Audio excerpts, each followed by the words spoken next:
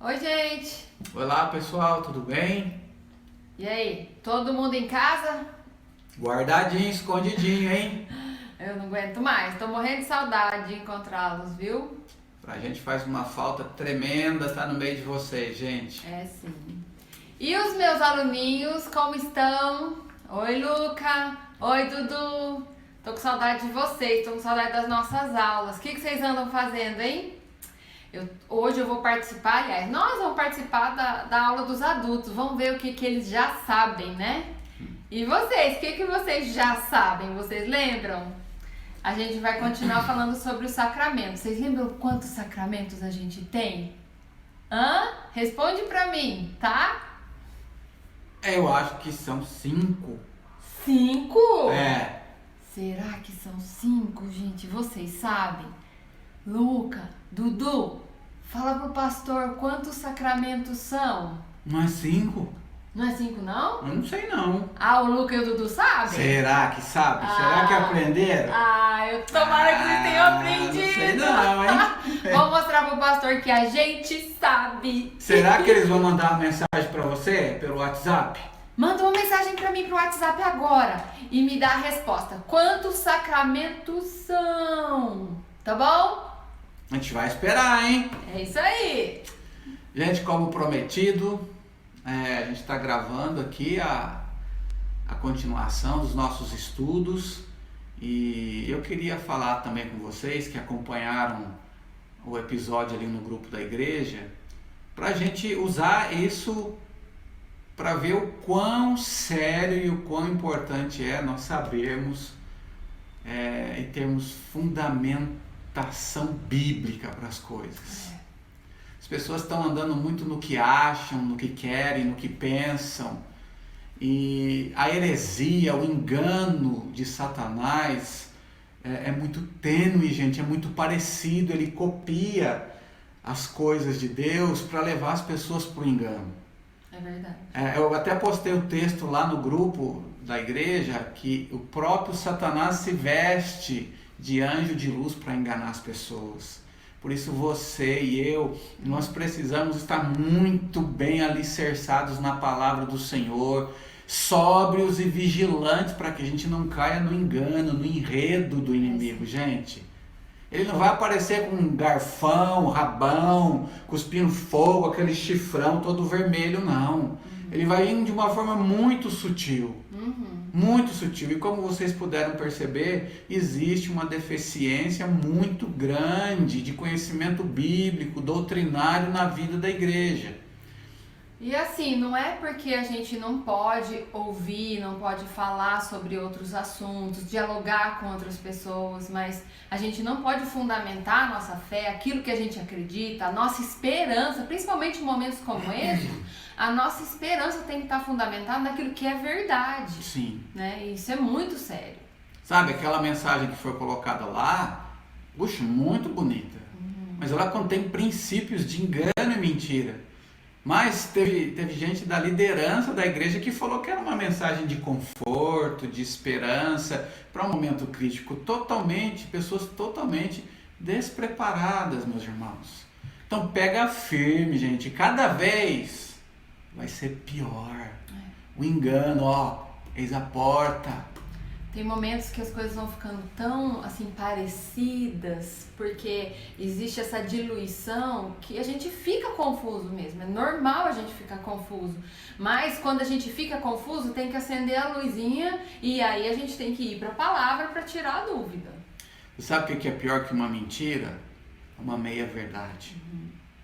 A mentira você logo de cara já detecta, mas a meia-verdade ela é muito mais difícil da gente detectar. É sim. Só com a direção do Espírito de Deus e a fundamentação bíblica que a gente vai conseguir fazer isso, gente. Não se esqueça disso. Agora, pastora, vamos continuar. Vamos orar então, porque é a primeira vez que eu vou participar do estudo dos adultos.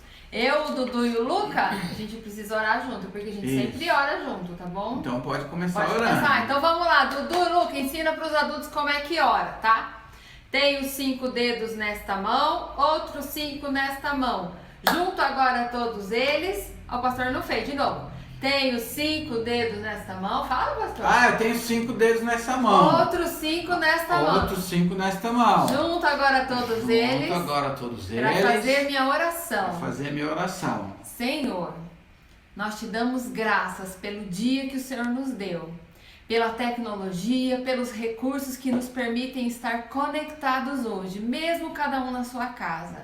Senhor, nós pedimos que o Senhor conduza esse momento. Nossa mente, o nosso coração sejam instruídos pelo Senhor. E sejamos alimentados pela Tua palavra, que é a verdade, luz para os nossos caminhos. Em nome de Jesus. Amém. Amém. Então nós estamos estudando sobre os sacramentos e já nós vamos estar recebendo aí do Luca e do Dudu quantos são. Mas eu não vou nem dizer que é batismo e ceia. Nós já estudamos sobre o batismo, as formas de batismo, de onde surgiu o batismo. E agora nós estamos estudando a ceia. Olha o batismo aí, a imagem do batismo aí pra você lembrar, né? Que tipo será que é esse batismo aí? É aquele que é só com um pouquinho de água, né? Como chama, será, hein? Aspersão, de aspergir, né? Aspergir água, muito bem. Jogar água por cima. É o jeito adotado pela nossa igreja, pela igreja reformada, de batizar as pessoas. Aspersão. Aspergir água lá na cabeça da pessoa. É isso aí. E daí, gente, agora a gente está estudando sobre a ceia e nós vimos que, como os cristãos não inventaram o batismo, eles já pegaram uma tradição que vinha lá do Antigo Testamento e deram muito mais assim seriedade, profundidade nela. A ceia também não foi inventada pelos cristãos. Os cristãos pegaram de uma tradição que foi estabelecida lá na saída do Egito, foi ordenada por Deus para que continuasse a Páscoa, né? Foi a primeira Páscoa do Senhor, que continuasse sendo celebrado isso pela eternidade, para que o povo todo lembrasse que eu sou o Senhor teu Deus, que te tirei da terra do Egito. E aquele sangue, né, passado no umbral das portas lá, né, simboliza a libertação da morte, né? A última praga foi a morte que entrava na casa das pessoas e matava o primogênito. Nas casas que tinham o sangue do cordeiro, a morte não entrava, né? Justamente. Aí, um dia, o Senhor Jesus, obedecendo à ordenança de Deus, da palavra de Deus, foi celebrar a Páscoa junto com seus discípulos. Desde lá do Antigo Testamento, essa festa era celebrada e Jesus foi celebrando. E daí, nesse dia, o Senhor Jesus, nessa celebração, ele deu um novo sentido para a Páscoa. Ele, naquele momento, ele mostrou para os discípulos que lá no Antigo Testamento estava acontecendo a celebração da libertação da escravidão do Egito. E agora o Senhor Jesus, ele aprofunda isso e dá um outro sentido, que é a libertação do quê? Do pecado. Do pecado e da morte. É por isso que João fala que Jesus é o Cordeiro de Deus que tira o pecado do mundo. Justamente. Lá no Antigo Testamento precisava do sangue do Cordeiro para passar na porta. Aqui no Novo Testamento com Jesus, Jesus é o Cordeiro que verteu o seu sangue para passar não na porta da nossa casa apenas, mas no nosso coração. Isso. Agora nós somos livres. Aleluia. E aí, pastor, nós falamos que a celebração da ceia, ela não é fúnebre. Ela não pode ser um velório. Festa. Ela lembra sim que Jesus morreu por nós. Alegria também. Ele sofreu para nos libertar. Mas também vai lembrar que Jesus ressuscitou. Jesus nos trouxe vida, vida eterna, vida abundante. Então, por isso, a gente tem que celebrar. Não é fúnebre. É isso. Eu acho que tem muito a ver com a forma com que as pessoas entendem a ceia também. Às vezes a gente não para muito para pensar no que a ceia significa, mas é o que a gente vai ver um pouco hoje, né? Justo. As várias formas que as pessoas entendem a ceia, né? Maneiras de explicar o que acontece na ceia do Senhor. São como algumas igrejas pensam que acontece ali no momento da celebração da ceia. Você sabe quais são as formas? Eu sei. Eu posso falar já?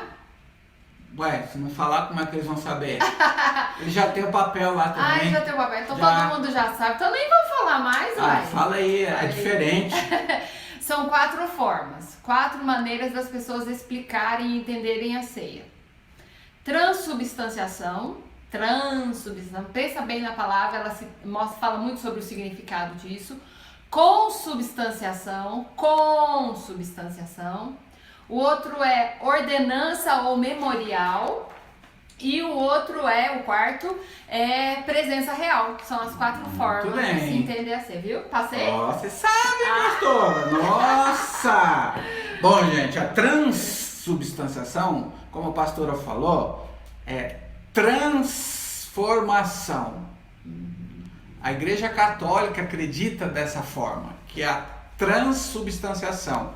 Por isso o entendimento deles de que quando você vai tomar a ceia, os elementos de fato se transformam na carne e no sangue de Jesus Cristo. Entendi. É a maneira como a Igreja Católica entende. Então o pão se transforma na carne e o vinho se transforma no sangue, certo?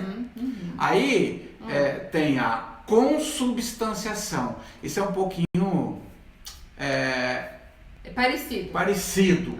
Um pouco difícil para entender. Mas pelo trans e pelo com, a gente pode fazer alguma diferença, né? Sim. A consubstanciação, olha, coloca aí, continua a mesma substância. Isso. Tá? Mas essa igreja que adota isso é a igreja luterana. Eles acreditam que há uma fusão. Como assim? Uma fusão. O corpo de Cristo, a carne e o sangue de Cristo se fundem nos elementos da ceia. Mas os elementos continuam sendo pão e o cálice. E o vinho.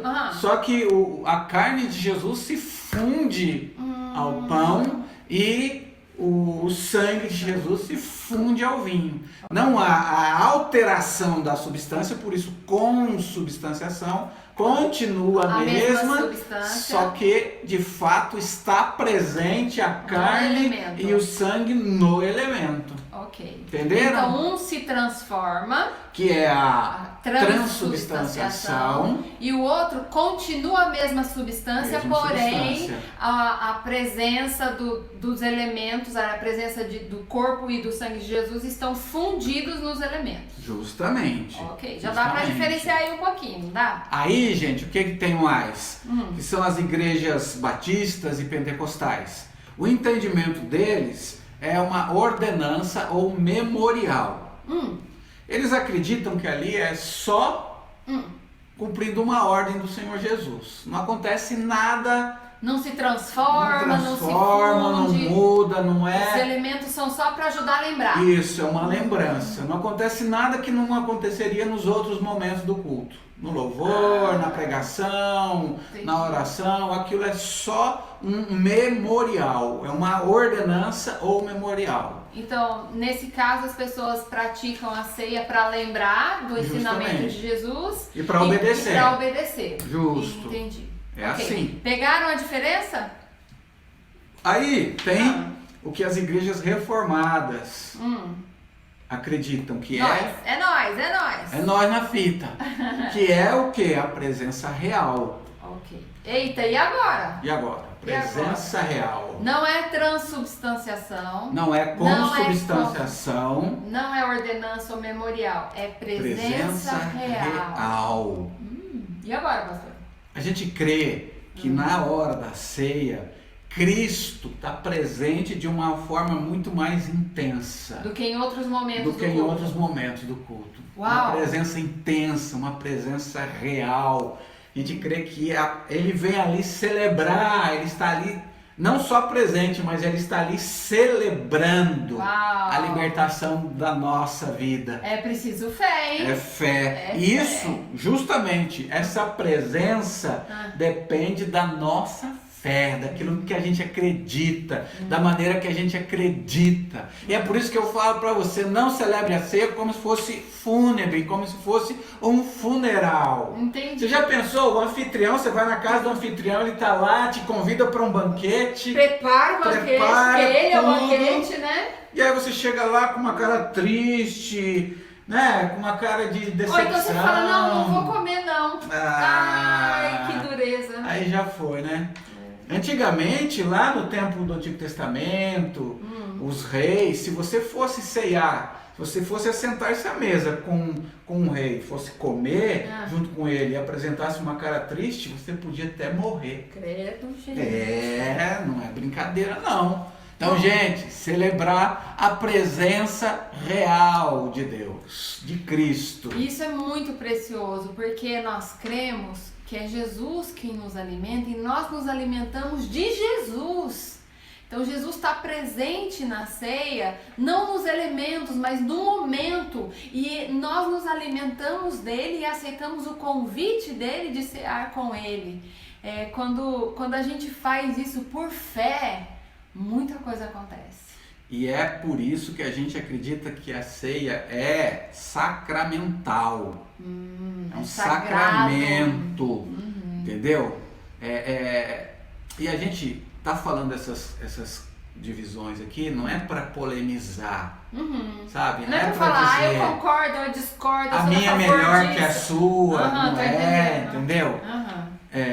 Mas sim, é porque nós precisamos ter muita certeza, tranquilidade, fundamento naquilo que a gente crê. Sim. Para que quando a gente ouvir, não é assim, a minha é melhor, o batismo por aspersão é errado, por imersão é melhor, ou, entendeu, pastora? Entendi. Você precisa saber no que você crê, entendeu? A gente apresentou aqui as 4 formas de celebração da ceia, mas se você tiver um conhecimento bíblico profundo, se você tiver alicerçado profundamente na palavra de Deus, você vai discernir que de fato é a melhor forma de... E não precisa ficar batendo no peito, não precisa ficar falando do outro, simplesmente viva experimente isso. A tua fé bíblica. Se a gente for pensar nessa questão da definição, do entendimento da ceia como presença real, a gente vai estar vivendo o mesmo que os discípulos viveram no passado. Eles cearam com Jesus.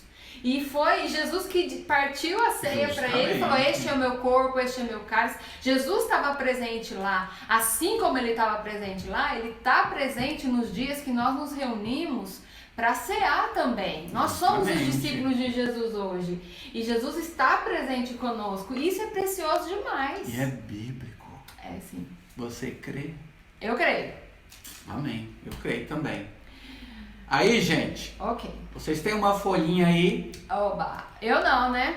Eu, o Luca, o Dudu temos outras folhinhas. Seria muito interessante, eu quero pedir para você fazer o que está pedindo aí.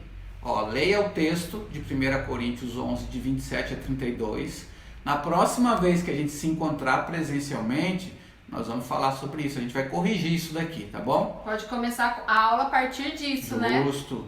Leia o texto de 1 Coríntios 11, 27 a 32. Faça um levantamento dos pontos que você considera importante serem praticados na celebração da ceia. Só fazer um parênteses, o Dudu já leu esse texto, viu? Na aula passada. Muito bom. Aí tem um complete. Aí você vai ler Marcos 14, de 22 a 24 e vai completar as lacunas aí, ok? O Dudu também já fez isso, viu? Muito bom. E tem 2 perguntinhas aí que você vai, de acordo com o texto, poder responder pra gente, tá bom? Legal. Gente, a gente fica por aqui morrendo de saudade. Por favor, mantenha contato através do grupo, fala com a gente. Fala com a gente, por favor, nós estamos carentes. É verdade. E alguma dúvida, manda pra gente, quiser conversar a respeito desse assunto, né? Ou de qualquer outro. Isso, tamo aí, tá bom? Tamo aí, tá? Deus abençoe, um abração, fica na paz. A gente pode orar junto?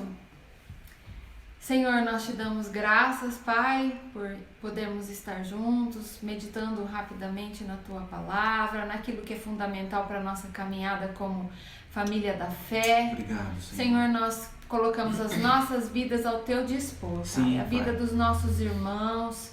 Senhor, nós clamamos, Deus, pela vida do Pedro, da Laine, do Sim, Lucas, Deus. Senhor. Visita a casa dos nossos irmãos nesse momento. Clamamos ao Senhor pela vida da Patrícia, da Neuza, Oh, Senhor. Pai, em Visita a nome casa de das Jesus. nossas irmãs neste momento, Amém. Senhor.